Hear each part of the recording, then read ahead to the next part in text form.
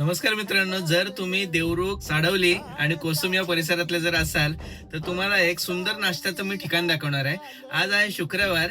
आज मी चाललोय चिकन पुरी किंवा चिकन पाव खायला. तर एक सुंदर चविष्ट चिकन पाव कुणीकडे मिळतो आज तुम्हाला मी दाखवणार आहे. चला तर मग. मित्रांनो, आता मी आहे देवरुख संगमेश्वर रोडला. हा संगमेश्वर आहे आणि या बाजूला देवरुख आहे. तर आपल्याला इथे जायचंय नाश्त्यासाठी. काही कसा असतो चिकन पाव? चिकन पुरी आणि चिकन वडे एक नंबर. एक नंबर.